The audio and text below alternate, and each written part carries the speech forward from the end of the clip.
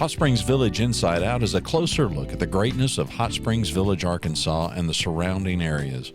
People, places, experiences. Hot Springs Village is one of the most beautiful places on earth. Join me, Randy Cantrell, and my co-host, Dennis Simpson, as we engage in weekly conversations to explore Hot Springs Village Inside Out. Today's show is brought to you by Central Arkansas's favorite radio station, KVRE. Find them on the dial at 92.9 FM. Stream them live at kvre.com. RE/MAX of Hot Springs Village, the award-winning RE/MAX of Hot Springs Village, is the largest real estate office inside the village with over 30 full-time agents and support staff. Visit them to learn more about this beautiful place to solve your real estate needs. Call them today at 1-800-364-9007 or find them online at explorehsv.com. They are RE/MAX of Hot Springs Village at 1-800-364-9007 or online at explorehsv.com. And yet another episode with good friends of mine, Mr. David Kirsch from the Optimist Club. I know David several other ways, but he's a friend here in the village who also works with the Technology Club. And David, what does it take to be an optimist? Well, it takes strong will nowadays. It really does. It really does. And with that, we begin another episode of Hot Springs Village Inside Out. You're going to need some strong will to be an optimist these days. There you go. Well, I've always heard about the Optimist Club. I have no idea. I really don't. What is the What's the group? Let me give you a little background. The Optimist Club was founded in 1919, so it's been around for a while. Optimist International is an international service club organization with almost 3,000 clubs and over 80,000 members in more than 20 countries. So we're all over the place. The international headquarters is located in St. Louis, Missouri, and it's also the sponsor of Junior Optimist International, designed for elementary school through high school aged youth. Optimist International's motto is Friend of Youth. I'm sorry, say that again. You broke Friend up. of Youth. Friend of Youth. Really? Got it? Okay. And the organization also uses the branding statement, bringing out the best in youth in our communities and in ourselves. Basically, what I really like about it, and I've been a member since I moved here in 2015, is that we can do pretty much anything. Really? There are no rules that we have to do this and that with kids, or we can't do this and that with kids. If we think it's a good cause, we can do that. So, like other groups, which are much more stringent, we can do anything. And there's different varieties of Optimist clubs. Some of them, like Lake Hamilton Club, is a sports-oriented club. They built Little League fields, and they do football and baseball, and that's all they do. Much younger than us. We can't do that kind of things because we're kind of aged out. We only do what we can do. But we'd like... we deal with all 3 school districts. We actually go into the schools and work with the children. We also have our hands in our Junior Optimist Club with the Boys and Girls Club here in the village, and we work with them also. Now let's go into this real quick. Now that's the Boys and Girls Club just outside the West Gate. That's right. And just a little bit north, just past Walgreens a little bit. But now what do they do? And how did this club decide that they wanted to go into the schools? And what do you do in the schools? In the schools, we have something called the Conservation Club, which was started way before I got here. And we look for local experts to come in to the 4th graders and teach them about different things about the village, about the environment, about animals. We teach them about snakes and bears and fish and things they need to look out for. And they're so excited when we get there. They love that. We have very good attendance for that. It breaks up their day, and it gives them insight into new kinds of things that they haven't thought about before. So we do that pretty much on a monthly basis if we can during the school year. So you say monthly. So what does the schedule? I mean, like school's out right now. This is early June. Right. So we wouldn't do it now. But I mean, do you do things at the Boys and Girls Club, or what do you do? What does the calendar look like? We do those things at the schools. Okay. What does the calendar look like? The Boys and Girls Clubs, we have done some things like my wife meets with the children during the summer and works with them on origami and things like that. Things that they can take up and look at, things they wouldn't normally be exposed to. As you know, Dennis, our children here, though we love them, are not, they don't have as much physical things as children at other places have. Yeah, So sure. we do whatever we can to help them, to give them good role models. I mean, that's all I can ask for. But what we've done is we have made backpacks for these children. We have now the picnics. physical backpacks, or you fill the backpacks? Yes, Really? yes. Sew them together. We kind of partner with the Quilt Guild, and we have a bunch of quilters, and they work on these things so we can do those kind of things.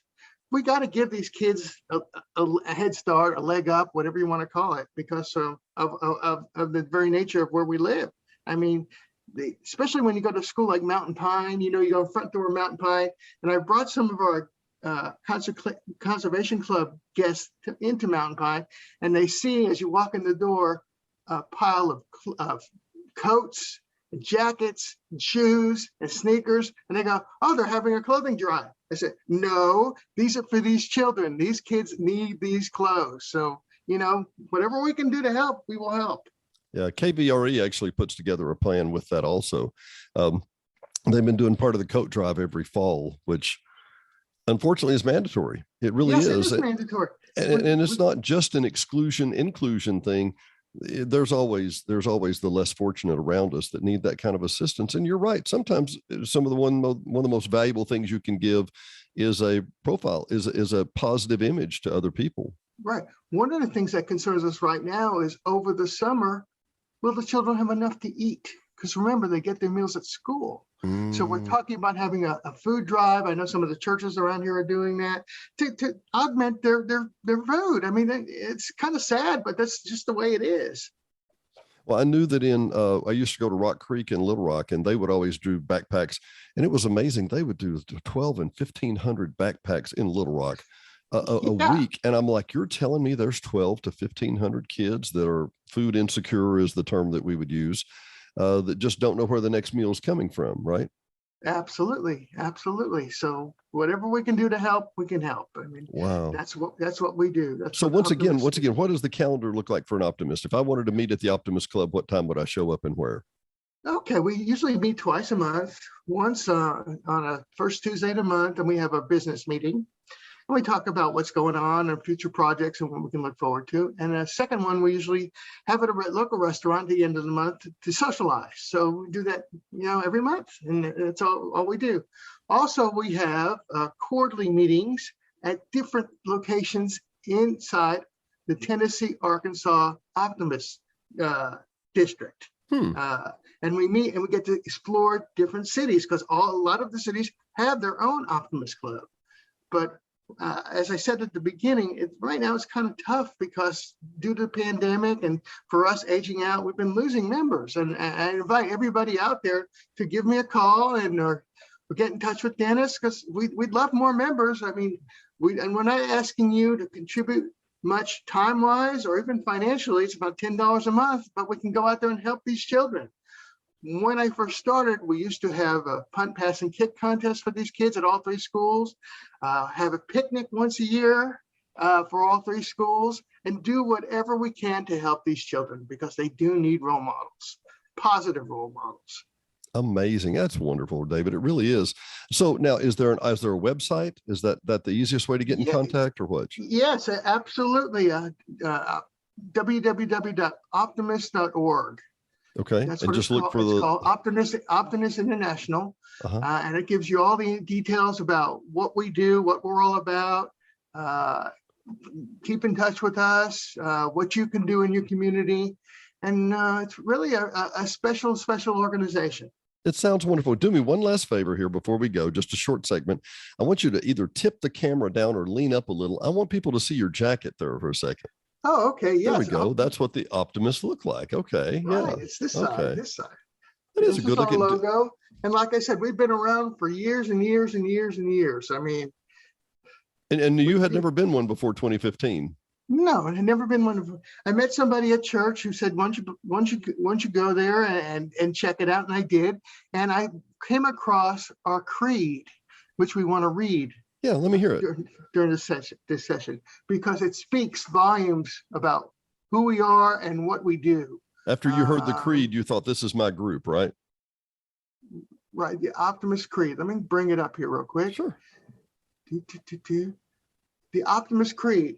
Promise yourself to be so strong that nothing can disturb your peace of mind. To talk health, happiness, and prosperity to every person you meet. To make all your friends feel that there is something in them. To look at the sunny side of everything and make your optimism come true. To think only of the best, to work only for the best, and to expect only the best. To be just as enthusiastic about the success of others as you are about your own. To forget the mistakes of the past and press on to the greater achievements of the future. To wear a cheerful countenance at all times and give every living creature you meet a smile.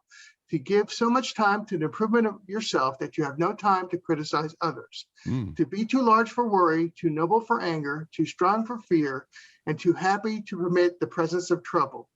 And that's who we are, Optimist International. I like that, David. Now, David, truly, knowing you for several years, you are an optimistic person. I know that. Did you have this mindset before you came here? Not so much. Again, being in the working world in a big city, facing traffic every day, how does one maintain optimistic views? How do you be It's optimistic hard, how do you be optimistic in Houston rush hour? Is that what I heard? Oh, absolutely. One of the first things we did here in the last few years is we turned off the television. That's rule number one. Really? Yeah, that kind of helps. You know, you could still see the news over the internet and Facebook, but you don't have to inundate yourself with that. Well, we just got back Go from a vacation, and I intentionally didn't want to hear what was going on. I didn't want to hear the news. I'm usually a news hound, and I was like, let's just see what it sounds like with nothing. And it's nice. It's really nice. It is, isn't it? It really is. Sometimes ignorance is bliss, right? Well, yeah, up to a point. Up to a point. Now, I also sent you an article today that they've actually done studies finding that optimistic people live longer. I saw that, and it looked like a great article. Right. It's true. I mean, hey, you don't need all of that. Don't need that at all. Well, I'll tell you what. For people who want to tune in and talk more about being optimists, go to Optimist Internet or optimist.org, right? Right. Optimist.org. Exactly. Look for the Hot Springs Village chapter, and we'll find you or find a number to get in contact with you. I'll tell you what, David, let me get a phone number from you here in a minute. What's the best number to get a hold of you at? Call me at 832-368-4189. That's 832 368 4189. 4189. And I'm just repeating that for anybody who wanted to write that down. Well, I tell you what, for another episode of Hot Springs Village Inside Out for Dennis Simpson and David Kirsch and Mr. Randy, who will be joining us soon. Thanks for coming to Hot Springs Village Inside Out. We'll see you next time.